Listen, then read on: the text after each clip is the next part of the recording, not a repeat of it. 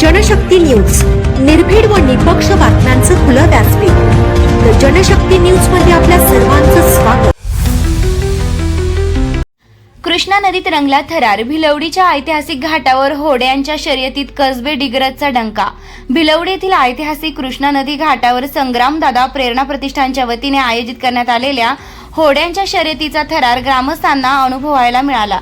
कृष्णा नदीच्या पात्रात पार पडलेल्या या रोमांचक स्पर्धेत तब्बल 7 बोटींनी सहभाग घेतला. सुरुवातीपासूनच स्पर्धकांनी जिद्द, चिकाटी आणि साहसी वृत्तीचं दर्शन घडवत प्रेक्षकांची उत्सुकता वाढवली.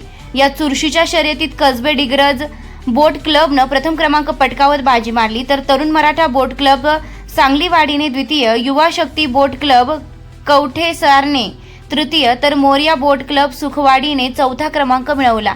विजेत्यांना अनुक्रमे 21,000, 15,000, 10,000 आणि 5,000 रुपयांचं रोख बक्षीस व मानचिन्ह देऊन गौरविण्यात आलंय. दरम्यान प्रथम वळण घेणाऱ्या बोटीला ऐनोद्दीन जमादार यांच्याकडून 2,000 रुपयांचं विशेष बक्षीस आणि मानाचा फेटा देण्यात आला.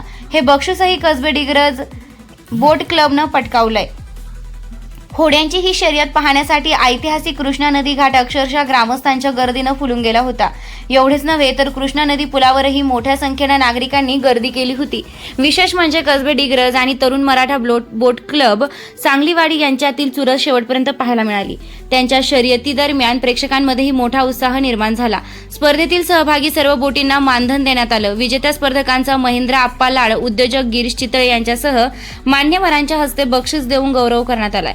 विजेत्या स्पर्धकांनी डीजेच्या तालावर जल्लोष करत विजयाचा आनंद साजरा केला. यावेळी पलूस तालुका काँग्रेसचे नेते महेंद्र लाड, भिलवडीचे प्रमुख नेते राजूदादा पाटील, जिल्हा परिषद सदस्य प्रतीक पाटील, माजी उपसरपंच व युवक नेते पृथ्वीराज पाटील, उद्योजक गिरीश चितळे, सुखवाडीचे सरपंच बाळासाहेब यादव, महेश जगताप, पलूसचे उपसभापती वैभव उगळे यांच्यासह अनेक मान्यवर उपस्थित होते. ही स्पर्धा यशस्वी करण्यासाठी संग्रामदादा प्रेरणा प्रतिष्ठानच्या सर्व कार्यकर्त्यांनी तसेच स्वर्गीय संग्रामदादा पाटील यांच्या कुटुंबावर प्रेम करणाऱ्या कार्यकर्त्यांनी मोलाचे सहकार्य केले. संपूर्ण स्पर्धेचं सूत्रसंचालन दीपक पाटील यांनी केलंय. कृष्णा नदीच्या पात्रात रंगलेला हा साहसी थरार आणि ग्रामस्थांचा उत्स्फूर्त प्रतिसाद यामुळे भिलवडीतील होडी शर्यत यंदाही अविस्मरणीय ठरली आहे. अशाच ताज्या आणि विश्वासार्ह स्थानिक बातम्यांसाठी द जनशक्ती न्यूज चॅनलला सबस्क्राईब करा, व्हिडिओला लाईक करा आणि जास्तीत जास्त शेअर करा.